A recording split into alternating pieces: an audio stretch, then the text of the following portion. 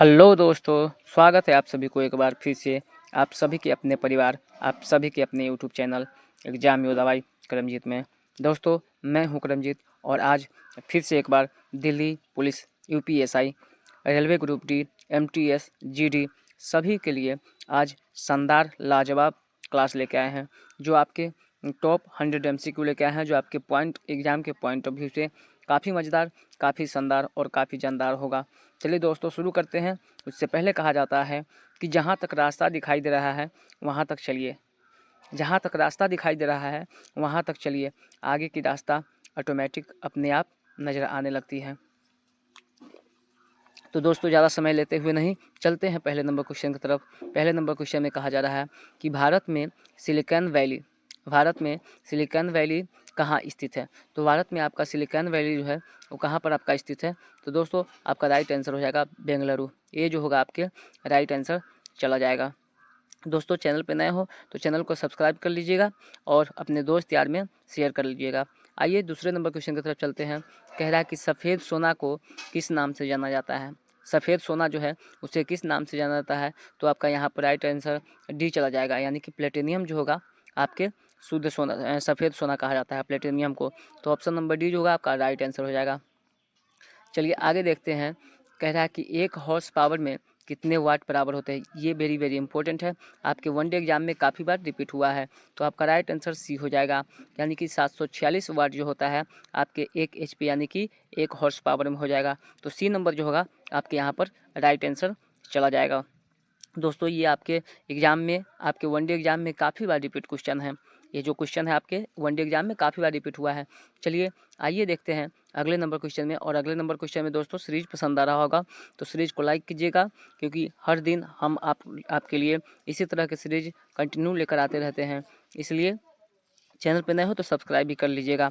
आइए आगे चलते हैं और आगे आगे नंबर क्वेश्चन में क्या कहा जा रहा है उसको हम लोग देखते हैं। और आप लोग को अगर जवाब पहले से पता होगा तो आप लोग उसको कमेंट बॉक्स में जवाब देने की कोशिश कीजिएगा। ठीक है, आगे कमेंट बॉक्स में आप लोग जवाब देने की कोशिश कीजिएगा और अंत में अपना स्कोर मेरे साथ ज़रूर साझा कीजिएगा कि हाँ, आपके कितने में कितने सही आए।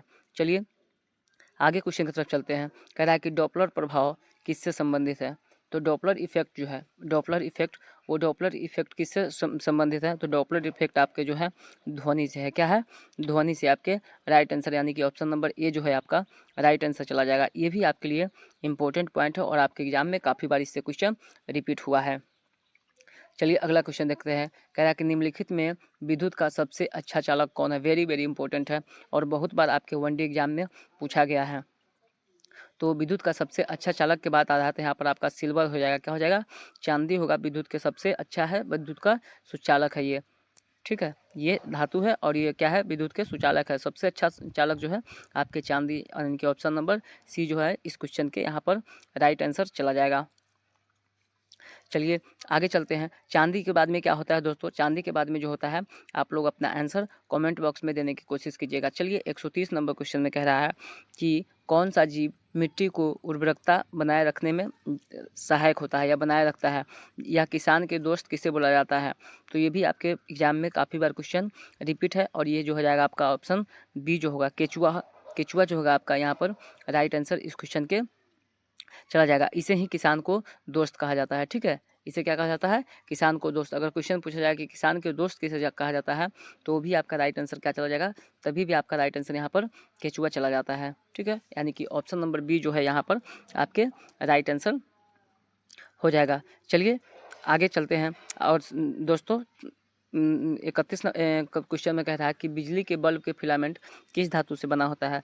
वेरी वेरी इंपॉर्टेंट क्वेश्चन है, जो आपके एग्जाम में हमेशा इसी तरह से क्वेश्चन आता रहता है, वन लिनियर के फॉर्म में आता रहता है।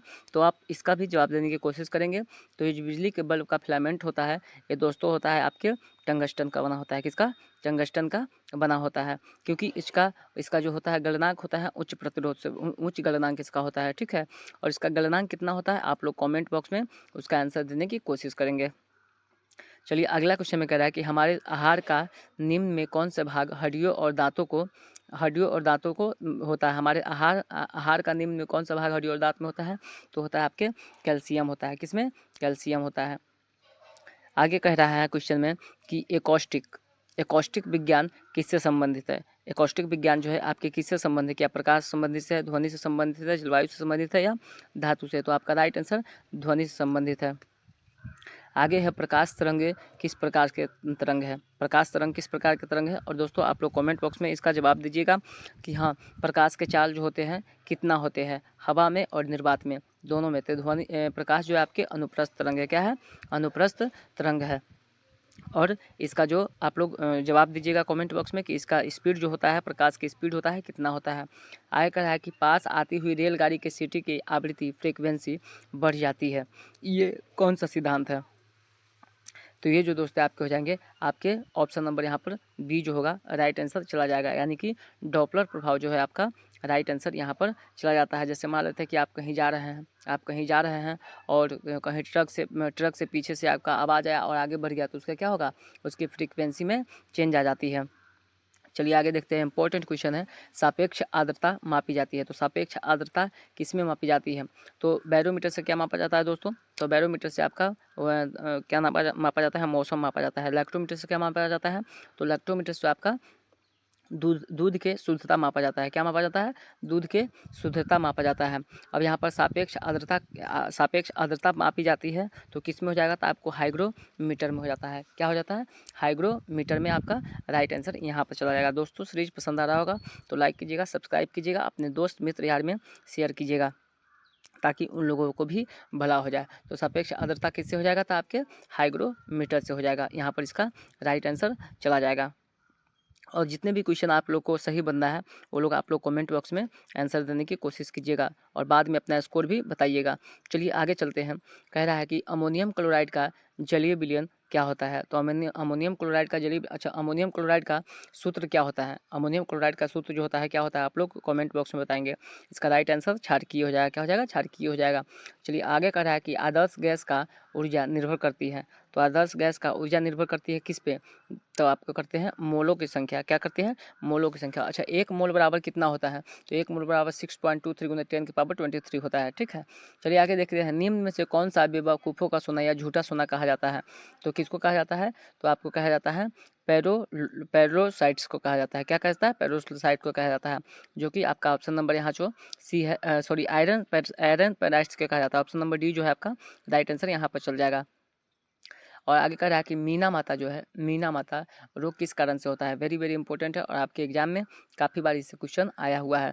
तो मीना माता जो है रोग किस कारण से होता है? तो ये पैदा है कैंडियम है और सीसा है जस्ता है। तो यहाँ पर राइट आंसर आपका चला जाएगा, यानी कि पारा से। मीना माता रोग जो है वो पारा के कारण होता है, तो इसको भी आप लोग याद रखिएगा।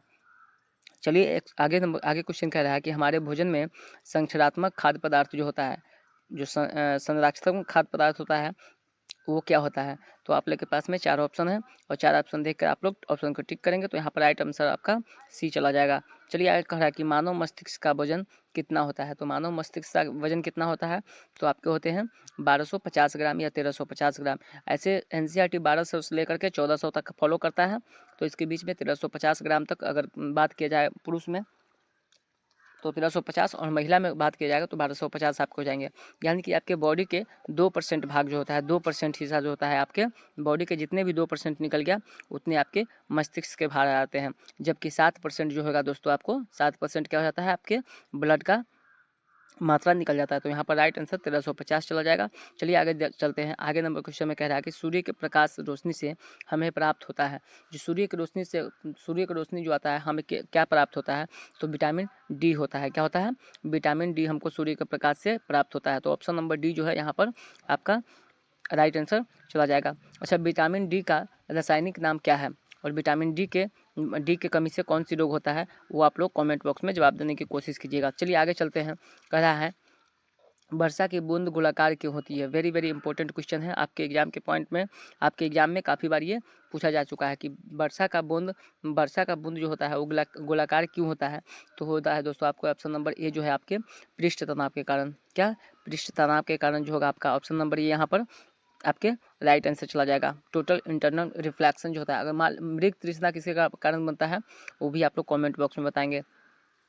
आगे कह रहा है कि रेडियो कार्बन काल निर्धारण किससे संबंधित है। तो रेडियो कार्बन काल निर्धारण जो है दोस्तों, आपको जैसे मान लेते हैं कि कार्बन में जो होते हैं ये जीवाश्म से आपके संबंधित है। किससे? जीवाश्म से। आगे चलते हैं, कह रहा है कि ठोस कार्बन डाइऑक्साइड को क्या कहते हैं। तो जो ठोस कार्बन डाइऑक्साइड होते हैं उससे हम लोग क्या कहते हैं, तो इसको हम लोग कहते हैं शुष्क बर्फ कहते हैं। क्या कहते हैं? शुष्क बर्फ कहते हैं। ऑप्शन नंबर सी जो है आपका यहाँ पर राइट आंसर चला जाएगा। चलिए अगला क्वेश्चन में कह रहा है कि आलू किसका उदाहरण है। आलू जो है वो किसका उदाहरण है। तो आलू जो हम खाते हैं, आलू में क्या होता है, नाइट्रोजन कितना इसको पहला आंसर देख लेते हैं इसका, रूपांतरित ताने का। तो आलू में जो कार्बोहाइड्रेट होते हैं वो कितने परसेंट होते हैं, वो आप लोग कमेंट बॉक्स में जवाब देने की कोशिश कीजिएगा। आगे है कि एक बैरल में कितने लीटर होते हैं। ये भी आपके वेरी वेरी इंपॉर्टेंट क्वेश्चन है जो आपके एग्जाम में काफ़ी बार पूछा जा चुका है वनडे एग्जाम में। तो जो होता है 159 लीटर के बराबर होता है। कितने होते हैं?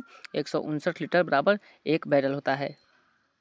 एक बैरल बराबर कितना होता है? 159 लीटर होता है। चलिए आगे देखते हैं, लालटेन या लैंप की बत्ती में तेल किस कारण ऊपर चढ़ता है। ये भी आपके एग्जाम में काफ़ी बार पूछा है। तो यहाँ पर आपका राइट आंसर चला जाएगा केसिक तत्व के कारण। क्या? केसिक तत्व के कारण। आपका ऑप्शन नंबर ए जो है यहाँ पर right answer for this question हो जाएगा। चलिए आगे देखते हैं, आगे नंबर क्वेश्चन में। अच्छा ये जो है मान लेते हैं कि जो पत्ते जो पानी जड़ से निकलता है और ऊपर जाता है जो भोजन प्रकाश संश्लेषण की क्रिया करने में, वो किसके कारण होता है, वो आप लोग कमेंट बॉक्स में उत्तर देने की कोशिश करेंगे। तो दोस्तों ये कुछ हमारा इंपॉर्टेंट फैक्ट था। मिलते हैं अगले वीडियो में, और चैनल पर नए हो तो चैनल को सब्सक्राइब कर लीजिएगा, अपने दोस्त यार में शेयर कीजिएगा। मिलते हैं अगले वीडियो में, तब तक के लिए जय हिंद, जय भारत, वंदे मातरम।